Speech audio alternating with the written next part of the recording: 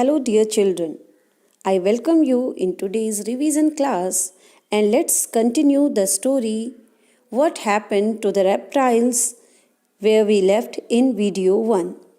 We had seen that the narrator had started running from Pambalputti because the villagers had started some sort of rites.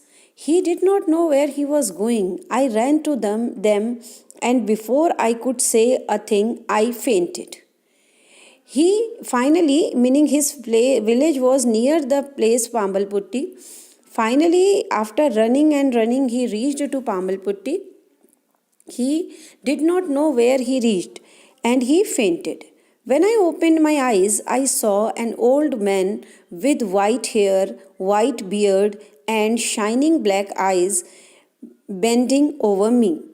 When he came in his senses, he saw extremely old man who was absolutely white. His hair were absolutely white. He was bending over him or just giving him treatment.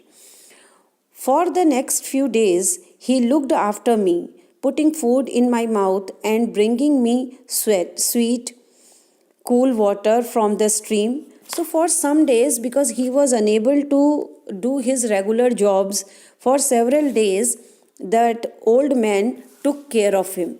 He did everything for him. He was helping him to eat. He was bringing sweets for him. He was bringing sweet water from nearby river. He rubbed my feet gently and made the pain go away. Neighbors, strangers, everyone came to visit me. The old man rubbed his feet gently or massaged his feet so well that the pain had gone.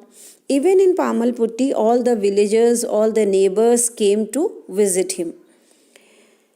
When I opened my tell me, grandfather, I said to him one day, I have never seen people like the villagers here. In my village, people fight with those who pray to another god. But here, this seems a very strange place. Now he said to them, he said that to the old man, he said that grandfather, please tell me one thing.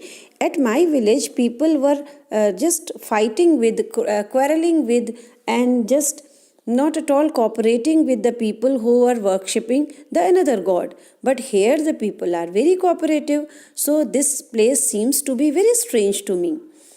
Prem, replied the old man, I will tell you the story of Pambalputti. At this, the old man told him that Prem, I am telling you the story of Pambalputti, meaning he said he was telling. You can take this story back to your village. Maybe it will heal some of its wounds and dry some of its sores.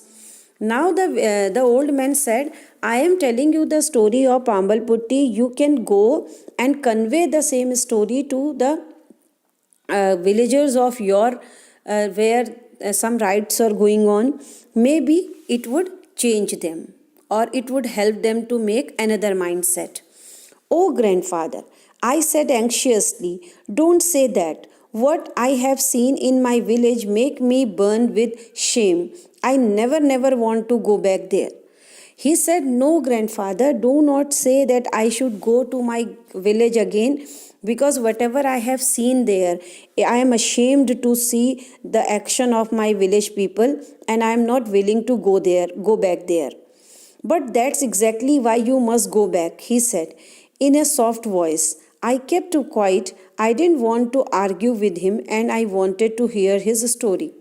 But the old man said, this was the very reason you should definitely go to the village. This was the reason that you should change them. Now, the boy did not speak anything because he did not want to argue with the old man, and above all, he wanted to listen his story, so he kept quiet. It happened a long time ago, he began. Now the old man had started his story that once upon a time, and this story was a very old one. So long ago that there were no schools and no teachers. He said this story took place that time when no schools were there, no teachers were there. Children lived in caves with their parents and helped them to collect fruit and berries from the forest. That time children were getting education at home only. They were helping their parents collecting food items. Today we will do this much. Thank you.